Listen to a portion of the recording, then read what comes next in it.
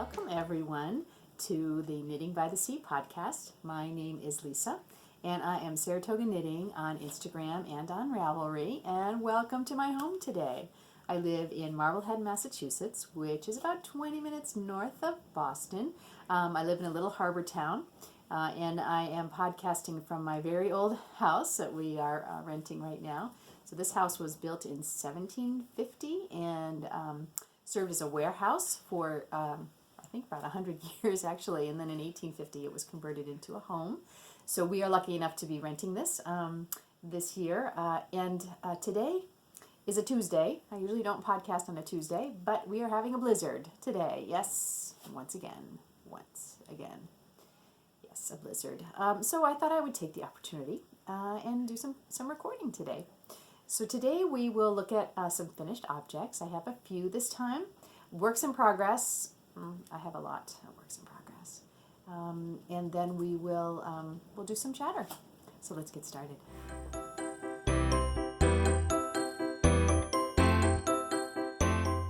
Finished objects. The first one I am wearing. I'm very excited about this. This is the Engi pattern by Jennifer Steingass, and this was gifted to me by Patricia from the Knitography a blog. And I love it. You know that when I started this, I was looking around, I don't have it right with me, but when I started this pattern, I started out making it way too big with the cast on for some bizarre reason. I still don't understand why I did that, but I did. But now it is finished and I blocked it this week and I love it. So this is a great pattern. It actually starts in the middle here. And you actually do a provisional cast on and you knit up. So you knit the yoke up and then you turn it around, you finish off the yoke, and then you pick up stitches and you knit down, and then you knit the sleeves. I think the hardest part for me on this particular sweater was the sleeves. I felt like I was on Sleeve Island for quite a long time. I'm not sure why it feels that way. It felt like the body of the sweater was going great, and the sleeves, though, they take forever. So I'm changing it up. You'll see a little bit later in Works in Progress. However, let's see. So this is, I just love it. The gray is a Knit Picks. I think it's Wool of the Andes. Again, it's just, if you're in the U.S., Knit Picks is just a really great workhorse yarn. It's fairly inexpensive, but it is 100% wool. And I just really like it. I love the way that it blocks out. I've used it for lots of sweaters. For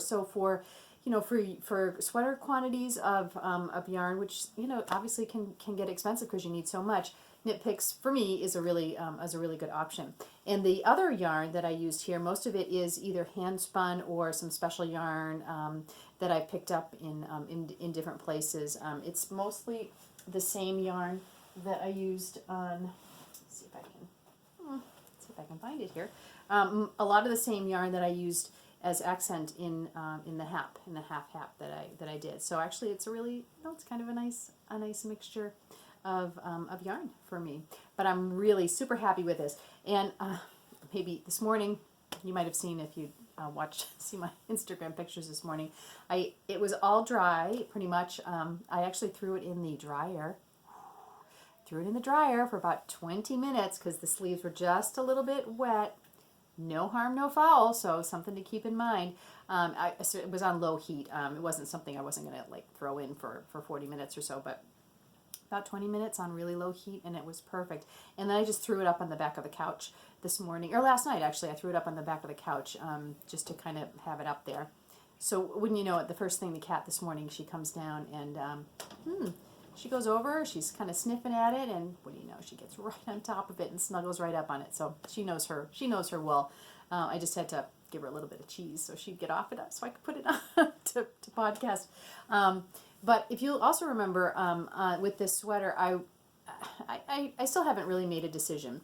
If you can see, close enough here, if you can see, I did use hand spun. So this dark in the background here is hand spun.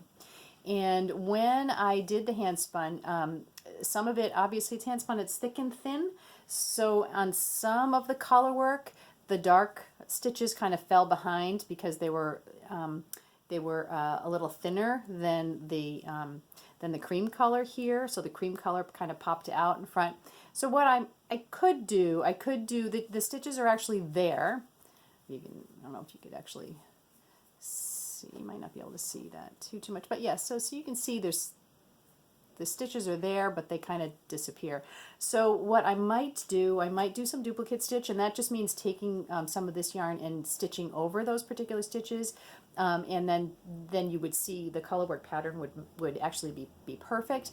But I'm not sure if I will or not. I don't know. I might just leave it that way. It was knit with hand spun, and that's what it is. It's just knitting. But I may just leave it that way. I don't know if I'll bother to do anything with it. It's a rustic pattern. It's going to be used, it's going to be used to keep me warm in the winter. And I love the accents on the sleeves here, and the same accent is on the bottom. So I don't know. I'm kind of pleased with it the way it is. I'll see if I feel like doing that duplicate stitch, but I might not. I think it came out just perfectly fine the way it is. But I'm very happy. So this is my second sweater for this year. If you remember, one of my goals kind of this year is to kind of always have a sweater on the needles. So sweater number 2 for 2018. So I'm very pleased.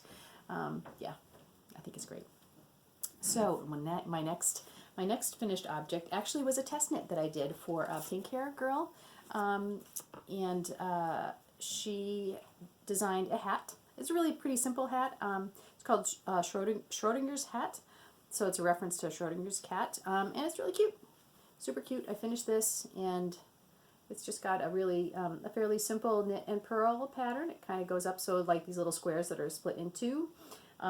So I really like this a lot, and I think I used some Knit Picks worsted that I had available for me, but this is great. A really cute little hat pattern. I don't know if it's published yet or not, but when it is, it's really great. It didn't take me very long at all, and this will go in my my Christmas 2018 box of gifts. So I'm sure one of my nephews will be getting this hat next Christmas. But yeah, it was really great, really cute, great pattern.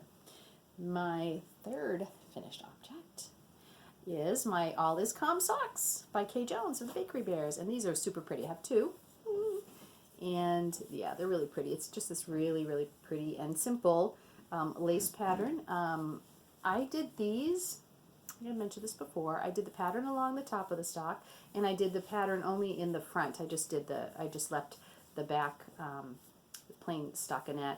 And I did this because I actually like to do this on when I'm using hand-dyed yarns. This is Goosey Fiber yarns.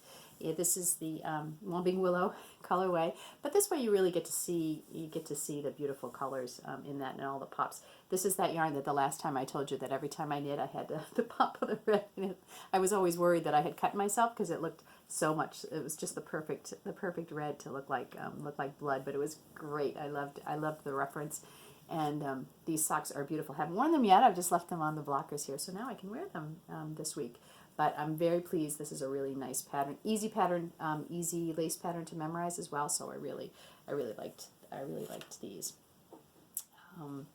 The last finished object I have, it's not completely finished object, but it's spinning. So I'll show this to you. So I have I'm participating in Knit Louise from Knit British is having a Good Intentions year-long knit along, and basically what that is to figure out 4 patterns or 4 yarns that you have that have kind of been in your stash, and or patterns that you put on your queue and you just have never gotten to, and you really like them but you just haven't gotten to knitting them, and this is the year to just kind of pull those out and say what am I going to do? I'm going to knit these. So for me, the one I'm doing for this quarter, it's quarterly, so this quarter I said that I'd like to spin up some fiber that I purchased probably 3 years ago now, with plans to make another Clapotis by Kate Gilbert, I think. I have made 2 Clapotis, and I love them. I love them both, and it's just a really great pattern. It's free on Knitty. You can still go and grab it. It's one of those classic patterns, and it's a wrap. I purchased this beautiful fiber from Sarah of Sarah's Texture Crafts in the UK, and sadly she's no longer dyeing yarn or fiber because I think she had some really bad allergies and she just had to give it up. But I have this beautiful hand-dyed top, which is 100% merino, and it's called the Moors. So here's her card. No longer dying, Sarah, but I just loved her stuff. And this is the fiber. So it's these lovely, that's a little brighter on screen than it is. It's a little more muted in real life, but it's just this beautiful kind of plum colors and grays and browns, and so very heathery, reminds you of course, of the Moors. So I had, I bought I have 200 grams of this, so I have quite a bit of this. So the first bobbin I have already spun up, and this is the second bobbin. What I was thinking is that I would just go ahead and knit this as a single. I mean, spin it as a single. I didn't really want to take the two of the same and the two bobbins, spin two bobbins and then ply them together, just because I wasn't sure I would have enough to do the clapotis. It's a fairly long wrap. I mean, whatever I have, and I'll work it out. But I thought, once I got going with this and spun this up, I was like, I think I might do my trick again and ply it with some commercial yarn. And I couldn't find anything that I liked, and so I'm kind of rummaging around, seeing what I have, and I remembered that I had this gorgeous, unbelievably gorgeous yarn. It's Sidgarta, and it is lace weight, and it is silk from Switzerland. And I won this in a wonderful giveaway, and I have 2 skeins of it, and it's gorgeous. It's super soft. I love the color. Oh, it has such beautiful shine, beautiful color. So I'm not a big fan of knitting with lace weight yarn. It's not my favorite. So I've I've been holding on to this. It's just too precious. It's so gorgeous and so lovely.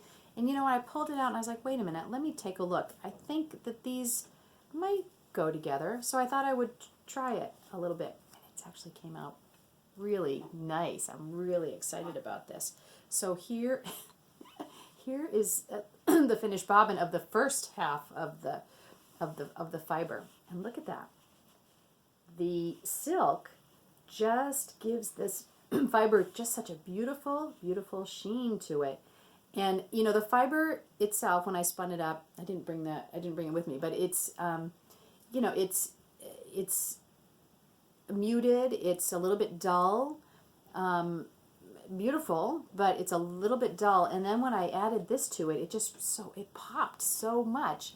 And really, there's this lovely shine. And all of a sudden, all I could think of is this looked like, this turned this into just from a normal, just an everyday piece of yarn to this really elegant, beautiful yarn that I think is going to knit up into a gorgeous clapotis. I can't believe, I'm so glad that I did this. So look you can see how much, I don't know how much yardage this is because I haven't taken it off, obviously off the bobbin. I just finished spinning it up earlier today, or plying it earlier today. So I've just let this rest on the bobbin, and I'll do the second half and do the same thing because I have another skein of this beautiful yarn. And this, I think, once I put it all together, I think it's going to be a beautiful clapotis, and I'm really happy that I did this, and I'm really glad that I'm participating in this because it's just, it's something that's been sitting around in my basket for so long, and I would just look at it and go, I really need to do this, and it's just one of those things where you just have to commit. You just have to say, I'm going to do it, I'm going to commit to it, and sit down and do it, and I'm so glad that I did. And so now I can get started. I've already prepped the other half of the fiber, so it's all been prepped and put into these little birds' nests. So I can get going and start spinning on this now. And it spins like a dream too, because it's merino. It's just really lovely. So this is great. I'm going to really get working on this, and I really look forward to being able to knit another clapotis with this. It's so beautiful. I just love the colors together. I think it was a really good choice to do. So I'm really pleased with that. So those are all my finished objects. So let's move on to some works in progress.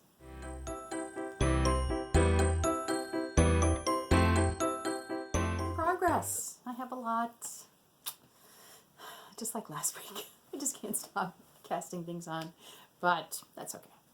My first one are the pair of socks that I'm working on, just my own particular pattern. I'm using Queer Fiber Arts yarns that I received in a swap package. And it is called Hydrangea Love. It is merino and nylon, and it is self-striping, which I really like. I don't knit very often with self-striping, and it's actually really, really nice. This is my own pattern. I have one sock done. I have the second sock is on the needles. So here it is. Isn't that lovely? I love these beautiful colors. So if you can see, it's really simple. It's basically I am slipping 4 stitches, knitting 4 stitches, slipping 4 stitches, knitting 4 stitches along the front, and and then I just I slip the 4 stitches, knit 4 stitches for 1 row, and then I knit 1 row, and then I do it again, except I move the slip stitches and the knit stitches over one, so it goes off in at an angle. So it's really kind of cool, and I just really like the pattern that it's making. It looks very it's almost an optical illusion, but it just gives you a little bit of interest while you have the self-striping. And then I'm leaving the self-striping plain in the back so you can see. I did these toe up, which I usually do. I should say I always do them. This is my go-to pattern, toe up, with a fish lips kiss heel, and yeah, whatever pattern. And again, just like the All's Come socks, I did the pattern on the front and just on the front, and just left the back as a plain stockinette, which I kind of like doing. So yeah, so those are on the needles and ready to go. This is, of course, one of my bust knitting projects, one of them. So I'm really happy with that. I'm probably halfway on the foot on the second one, but it's a really great project to do. Let's see. Oh yeah, so Claire of New Hampshire Knits has an annual mitten along, and it's going on right now. I hadn't done it before. I think maybe this is the 3rd year. I can't remember, Claire, whether it's the 3rd year. So I think it's a 6-week. Started on the end of February, and I think it goes to sometime in April, beginning of April. So anyway, so this year I thought I would hop on board with that because, of course, Patricia of the Knitography blog, again, she's just doing this wonderful series on Selbu mittens, and she has the beautiful sock blockers and mitten blockers from her farm.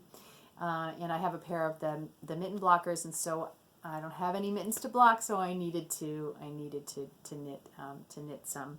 So I chose actually the Shine pattern from Pia Kammebornia of the Kammebornia podcast. I have never knit any of her patterns before, but this is great. Grab it here.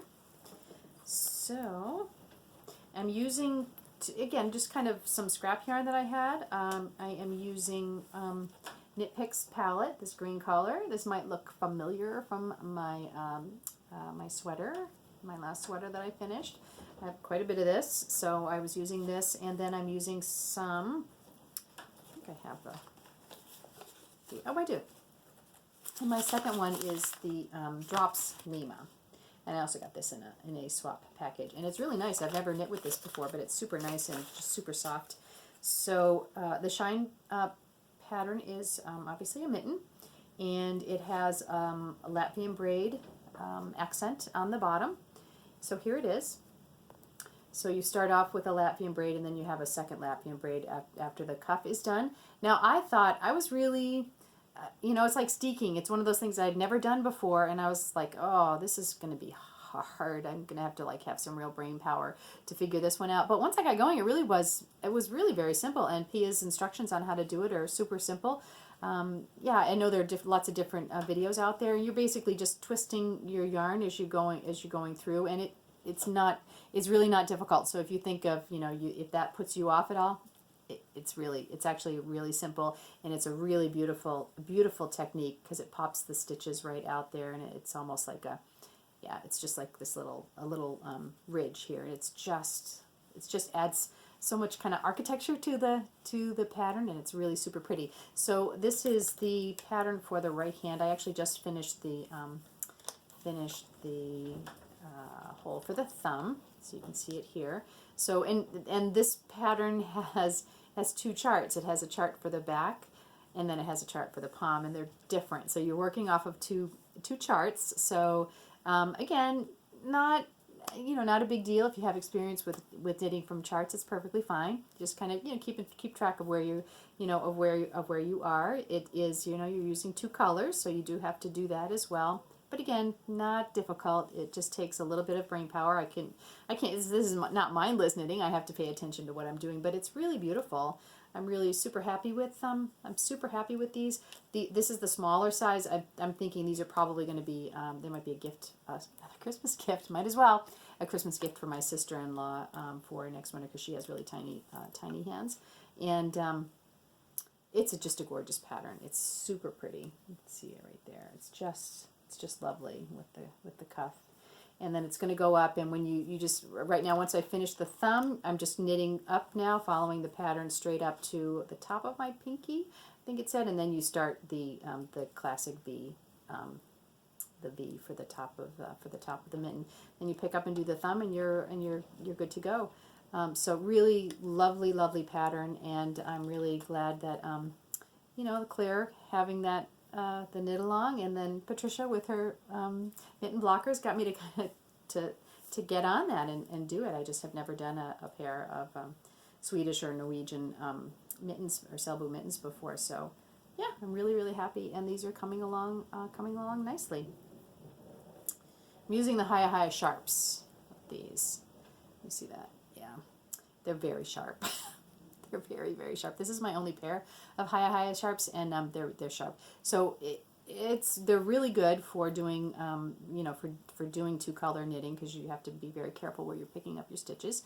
But they're sharp. You also definitely have to be careful with them, not to pierce yourself while you're doing them. Not that I've ever done that before. No. But yeah, they're working out really nicely on that. Then I have another pair of socks. This is the socks time for me too. So I have another pair of socks, which are really super gorgeous. And this is the, let me see if I can grab it quickly here. Sure I can. Yes, here we go. Oop. Let's see. This will go this way, yep. There we go. So this is the Humblebee socks, and they are by Sarah Bauer, Sarah Pomegranate on Ravelry and on Instagram of the Yarns at Yinhu podcast. And I am test knitting these for her, so they're not available yet. But I am test knitting this pattern. I just got it yesterday and started it, and I really like it a lot. I'm using this really great sparkly yarn from Dreams and Fiber. By Erica Luder that I won from the Bakery Bears podcast, and it is just so cool. It's so sparkly. I don't know if it'll come out on the screen, but it is super sparkly, which is great. So it's a gray color, and it's super nice. I think this is really going to be they're going to be a beautiful. Don't want to pull it out that way.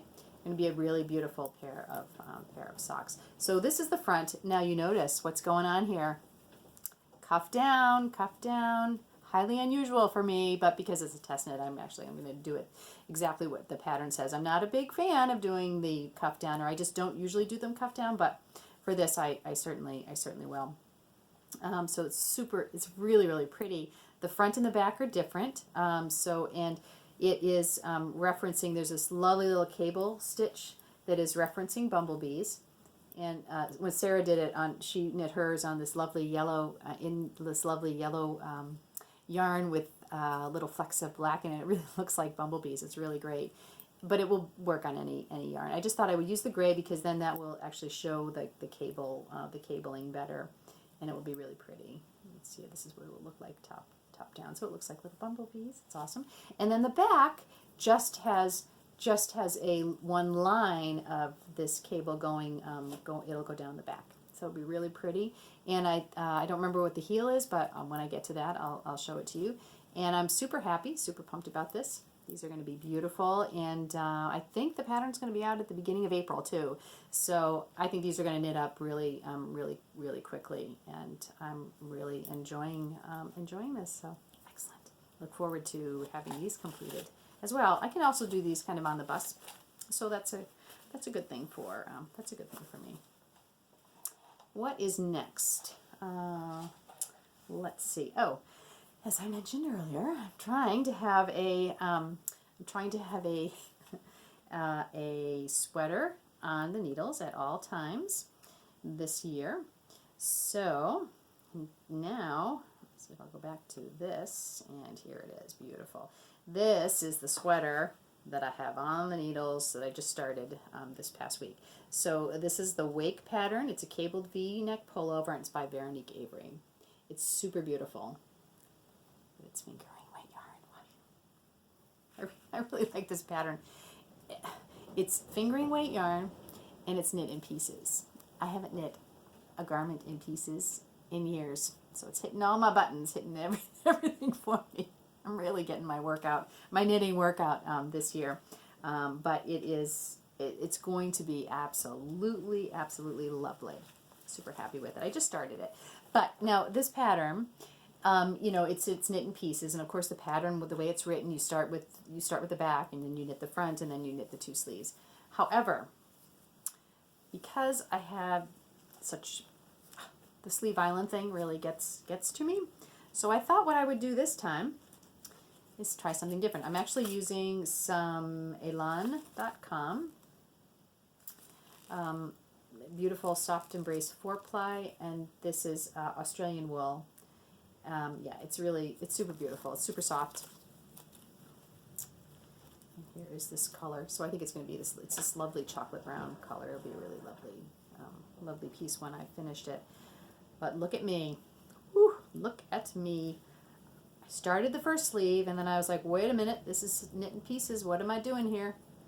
Let me do them two at a time. So I cast on the other sleeve, and then I got them to the same place and added them together. They are now beautifully on one needle, and I'm knitting the sleeves two at a time. It's easy because it's not from the same ball of yarn, so I just have to, it's just back and forth. It's not in the round, so there's nothing complicated about this one at all. But it's super pretty. This is going to be really pretty, pretty texture when it gets blocked out. And there's this really lovely cable detail on the front of it. So I'm not in any rush. This is pretty easy knitting. I think it'll probably go pretty fast, even though it is fingering weight yarn. Once I get the Sarah's test knit done, I probably won't cast anything else on for a little bit. But then get to work some more on this. So I think actually doing these two at a time, they start at the cuff and they go up to the shoulder, so it's really not going to be tough. It'll give me a good the gauge. This was great to check the gauge, so that's going to be fine too. So yeah, so I think this is a sweater that has a lot. I think it has like 3 or 4 inches of ease, so it should be a little larger anyway. So I think it's going to be really nice, super drapey, nice, very nice yarn. I really like this. I would definitely use this yarn again. So I'm very pleased with this. Looking forward to getting some more of that done. Again, long term, I'm not in any particular rush for doing this, so I just kind of will pick that up every now and again. And my last works in progress is the Bits and Bobs blanket by Kay Jones of the Bakery Bears. Now, I'm not a big one. I have tons of leftover yarn from socks, from projects. Everybody does. You have a lot. I just don't use. You have a skein of beautiful hand-dyed yarn, and you don't use it up when you knit a pair of socks. Sometimes if you knit a shawl, but I have so many shawls, and I just have so much beautiful yarn left over, and I'm not really a big fan of doing the mitered squares. That always just seems so fiddly to me, and I just know I wouldn't do it. I'd start it and I wouldn't complete it. And I'm not a big crocheter, so I didn't want to do a crochet blanket. So Kay, a couple of months ago, came out with this Bits and Bob's blanket, and it uses two yarns held together, and it is I think it's probably fisherman's rib. It's a mock, it's like mock brioche. So It's so incredibly squishy. And once you get it down, it's like super easy. And because it's back and forth, you cast on an uneven number of stitches, so you're basically you're doing exactly the same thing back and forth on the back and the front of the piece, and and you can just choose whatever yarns you want. So I've just kind of been going along. I have a bag full of beautiful yarns. Oh, loops, just beautiful fingering weight yarn that I've used on other projects, and just kind of go in this bag. So I'm like, you know what, I really need to use them. I really need to use them up. This is the perfect knitting for when you just don't feel like using any brain power, you don't feel like looking at a chart, you don't feel like doing anything else besides sitting down and knitting something. And this is the perfect alternative. And when you look at this, just look at this loveliness. It is so soft and so squishy. You know, these aren't, they're soft, but you know, your socks are soft. But boy, when you put them together and put in the stretchiness of this rib pattern, this is going to be you know, when I get this finished, my husband's going to be like, oh, that's mine. I'm going to grab that. That'll be mine. But look at that. Isn't that absolutely gorgeous? So I've just, you know, just grabbed 2 to begin with, and then what I'm basically doing is doing 2, then keeping 1, changing 1 yarn over to the next one, changing 1 yarn over, changing 1 yarn over as I go up. So it'll kind of have a little bit of a continuity as we go up, and not such a, you know, not so dramatic striping. But oh my gosh, it's a perfect way to use up all of these beautiful yarns, and it is so amazingly squishy. This is a beautiful pattern, Kay. I love it. Thank you for coming up with this. It's just gorgeous. Just gorgeous. And remember I talked about the Licca needles last time. I'm using them for this.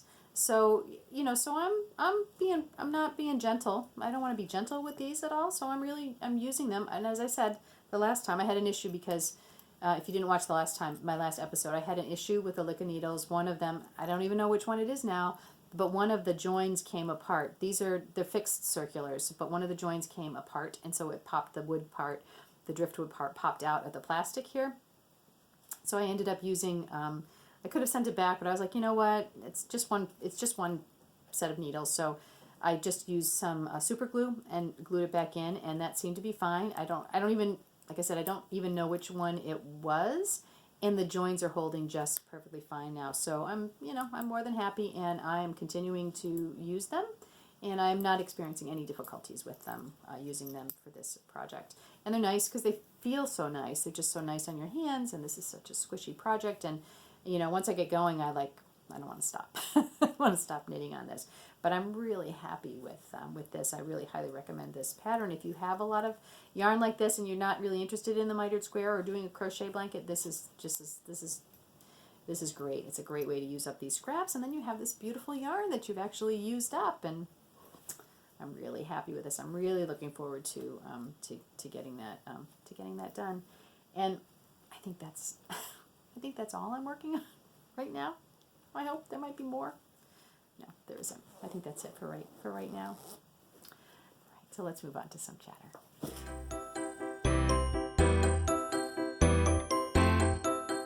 Oh, what has been happening here? Well, today we're having a blizzard. Yes, a real blizzard. It's just insane. This is the 3rd one. It's a nor'easter again, so it's coming right in off of the ocean, right towards us. Our harbor is northeast, so it's coming right down. We're getting a ton of snow. We had no snow last night, literally no snow on the ground, and I think by the end of today we are going to have between 18 inches and 2 feet. It's just crazy. And I know all of my Instagram friends and podcast friends who live in Norway and Finland who are just like, yeah, whatever.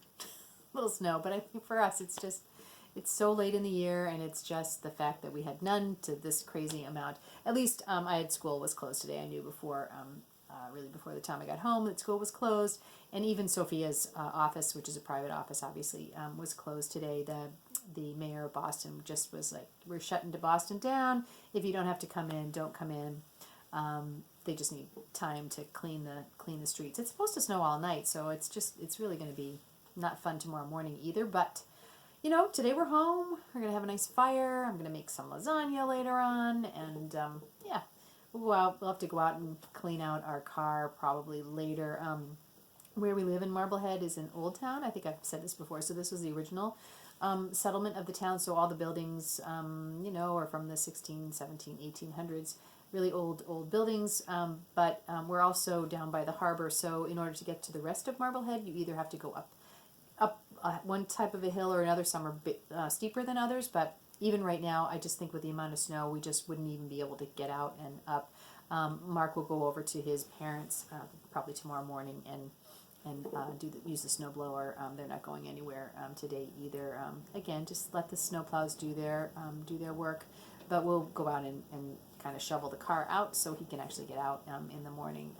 Yeah, I don't even know if you can hear that. You might be able to hear the wind on the video. I'm not sure or not, but it is howling, and the windows are going back and forth sometimes. So yeah, it's a little bit crazy. What else? Oh well, I'm not at Edinburgh Yarn Fest. I'm not going to Edinburgh Yarn Fest. I'm very jealous of everyone going to Edinburgh Yarn Fest. Not really. You know, I get to go to Rhinebeck every year, so I don't have anything to be jealous about. But I just know people are going and they're trying to get out. Trying to get out off the East Coast, out of New York. They won't get out of Boston tonight if they have a flight out of Boston, but hopefully the flights out of New York will go today. But yeah, I'm really looking forward to seeing everybody's pictures and seeing the vlogs and just kind of sharing it. You feel like you're almost there with all our ability to kind of, you know, Instagram stories, and you just feel like you're right there. It's really very immediate, and it's really, I'm looking forward to seeing what everybody purchases and just the fun times that they have. We had a nice time. Sophia and I got to go into Boston on Sunday, and we met up with my niece Emma, Sophia's cousin, and Emma is in college, and she's on spring break, but she's a business major, and she had a special trip she got asked to go on to come to Boston and do some business related things. So I think they're meeting up with alumni and doing some mock interviews and just visiting some different businesses and things like that. So we actually met up with her in the North End and had a nice dinner on Sunday, which was really lovely. I don't think I've seen Emma since maybe August, so we don't get to see her very often. So it was really just nice to catch up. We went to this lovely restaurant in the North End, and we had some delicious risotto, and I think Emma had a delicious gnocchi dish. Ooh, it was wonderful. And what was really nice was that they let us kind of sit. Most restaurants in this country, you know, you go in and boom, you get drinks, boom, you get your dinner, you get your dessert, and you're out. Because they need to turn over the tables maybe 3 to 4 times a night, and it's really it's very different, kind of a different mindset here on eating out. I'm assuming it's still the same. This was several years ago when my husband and I went to both France and Italy. But really, basically, when you went into a restaurant and sat down, the table was really yours for the night. So you could just sit and enjoy your wine. If you're having wine, just enjoy your meals. Take time between courses, and you know, it was. I always remember that as just really being very, very nice. It was just really, really lovely, and this restaurant let us do that. I was really surprised. It was great because we probably were there for 2.5 hours, and we really had, you know, we had some time to have a really nice conversation and do a really good catch up with Emma. So that was fun. I think she's supposed to fly out tomorrow morning. I don't think that's going to happen. No, I don't think that's going to happen. I think she'll be in Boston for another night, but. Be that as it may, we have been, Mark actually already went out this morning and took some pictures. We'll go out later, like I said, and clean the car out, but I don't think I'm going to venture out too far in it today. It's just too windy to go too far, but we did, this is the third storm. Did I say that already? This is the third nor'easter that we've had in about 3 weeks. The other two for us were mostly wind and rain, and for the South Shore, for Scituate and Marshfield, that area, which is down closer to Cape Cod, was really, really devastating. So much water. It was an extraordinary high tide because it was the full moon, so we had a high tide on top of, and then you had this extra storm surge coming in from the waves. Oh, it was just really devastating for them down there, and then to have this one come right on the heels of that. It was pretty bad in Marblehead. Not us. We're up high enough, but a little farther down towards Fort Sewell. We had that first storm in January, and there's a fence along the rocks right before Fort Sewell, and they had repaired that fence. And then this storm came along last week and destroyed the fence again. Unbelievable. Just totally destroyed it once again. And then, of course, we have this one. And the one last week was really, really bad. That we had a lot of water over. There was road damage, which hardly ever happens here. It was just so much extraordinary water, and it really was amazing to see the power of the water. You just don't really think about that. Plus, right around here, we're not on the beach. We're on they're rocky beaches here. So anytime those big waves come up and wash over, they pick up these tiny rocks and pebbles. So it's actually dangerous for people. Can really get injured if you're standing too close to the wall or to the waves when they come over. And I don't think people really understand that. The police are down there. We're down there, and they just had everything marked off, and they wouldn't let you go too far down. But there was some really serious damage. But Mark has some really great pictures. He's Mark in Marblehead on Instagram, so at Mark in Marblehead, and go follow him there if you'd like to see pictures of where we live. He takes some great pictures, and he's just having a blast with this Instagram. He's always like, oh, somebody else followed me. Oh, somebody liked my pictures. It's so much fun. You'll just really give him a smile if you go and follow him or like some of his pictures. I'll put the information for him down here. But that's been a lot of fun for him, because he's really been taking a lot of pictures. And then he takes 100 pictures, and then he has to throw pictures out, and then he needs to figure out which ones he's going to keep, and if he needs to change anything on them. It's just, he's been just having a really great time with that. What else do we do? Oh, the Bakery Bears podcast, as I mentioned before. If you don't watch them, you should go over and watch them. The Bakery Bears, Kay and Dan, they are doing a new section in their podcast for the next few months, and it's Kay back in the kitchen, and she's going to be cooking up different puddings. Now, pudding in Britain means something completely different than it does to us, to Americans. So for us, American is pudding. The pudding is custardy. It's creamy. You whip it up on the stove with the instant packets. Jello pudding. Jello pudding is where it's at. And that's all that pudding is, except for bread pudding and rice pudding. So rice pudding you make with rice, and tapioca pudding you make with tapioca, and but bread pudding you make with bread. So that's a little bit different. But in England, pudding is like a cakey kind of a thing with maybe a sauce over it. And so it's very, very different to hear them say pudding, but we're into it. We're totally into it. And Sophia and I had purchased some castor sugar, which Kay uses a lot in her cooking. It's a super fine sugar, and I'd seen a package of it sometime. Like, I'm going to grab that now because maybe we'll try some recipe of hers at some point. So we have the castor sugar, which you need, and you needed golden syrup for this. And we are very lucky to have a little shop right just 2 blocks away. And they carry all these great British products. So they have British candy, and they have all kinds of great British stuff. And I'm like, if anybody's going to have the golden syrup, if we can find it, it'll be there. And luckily they did. They had a can of golden syrup, which was really cool. So we grabbed that, and we came back, and the recipe is it's a steamed cake. So we don't have a steamer per se. So we were trying to experiment and think about how to do this. And we have an aluminum pot with a colander in it, so it's really for cooking pasta. So you cook the pasta in it, and then you just lift up the colander, and the water just drops into the main pot, and then you can serve your pasta. So that was really the closest we had to a steamer. So we thought we would try that.